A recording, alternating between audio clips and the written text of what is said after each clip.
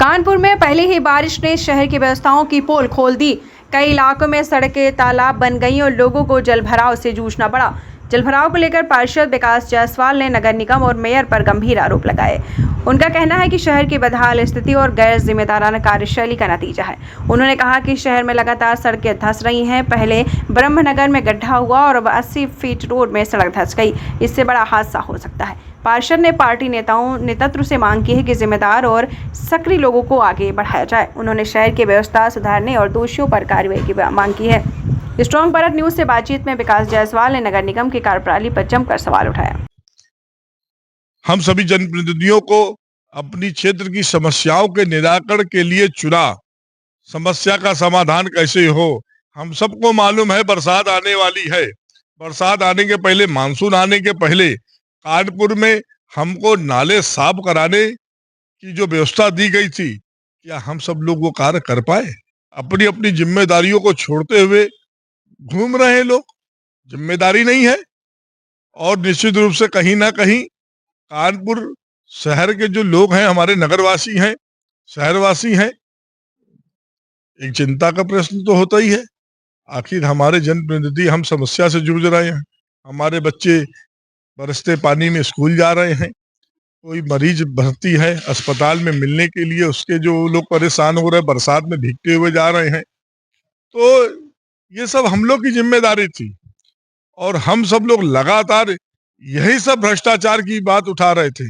और हम लोग तो पहले भी, पूर्व में भी जो नाला घोटाला कानपुर में हुआ था, नाला घोटाला हुआ क्योंकि नाले की सफाई, जो बरसाती नाले की सफाई अगर समय पे रहते हुए पहले हो जाती तो ये शहर जो पूरा जलमग्न था, कानपुर शहरवासी और हम सब लोग शर्मसार अपने आप को महसूस कर रहे थे। आखिर हमने ये जिम्मेदारी क्यों नहीं पूरी की?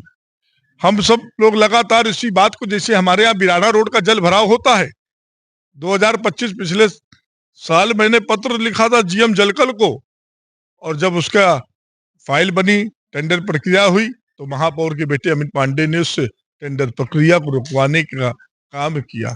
आज हमारे बिराना रोड के भी लोग परेशान हैं। उसमें और भी कई नेता लोग शामिल हैं जो नहीं चाहते शहर का विकास हो, वास्तविकता में उनको शहरवासियों को सुविधा मिले। ऐसे नेताओं को भी बेनकाब करने की जरूरत है और यही मांग हम लोग भारतीय जनता पार्टी से कर रहे हैं। गैर जिम्मेदार लोगों को मौका नहीं देना है। उन्हीं के खिलाफ हम सबकी आवाज बुलंद थी, बुलंद है और बुलंद रहेगी, और हमें विश्वास है भारतीय जनता पार्टी हम सबके साथ न्याय करेगी। और जैसा कि अभी 80 फीट रोड पे जो गड्ढा हुआ है, बहुत ही बड़ा गड्ढा हुआ, उस पर आप क्या कहेंगे? ये लगातार गड्ढे अभी 80 फीट रोड पे हुआ है। कुछ दिन पहले ब्रह्मनगर में हुआ था, उसके पहले पी रोड में हुआ था। जब जनप्रतिनिधि घूमते रहेंगे बाहर, उनको चिंता नहीं होगी, वहां पे जा करके देखेंगे तो अधिकारी भी उसका फायदा उठा रहे हैं, अधिकारी भी मौज ले रहे हैं। आप देखिए फूलबाग पे भी, जहां पे गड्ढा पिछले साल हुआ था, वो गड्ढा बना, फिर 2 जगह गड्ढा हो गया। कल जिस तरीके से लगातार शहर के अंदर मकान कहीं गिर रहा है, कहीं नाला धंस रहा है, कहीं कुछ हो रहा है, ये सब हम लोग फेलियर रहे हैं और उसी का फायदा उठाया अधिकारियों ने। अधिकारी अपनी सीट पे भी नहीं बैठता है और क्षेत्र में घूमता नहीं है। मैंने भी एक नाला सफाई का पत्र दिया था। नरोना चौराहे से लेकर दाल मंडी तक लोगों के घरों के अंदर पानी घुस रहा है। आखिर कौन है यहाँ पर हमारा मुखिया?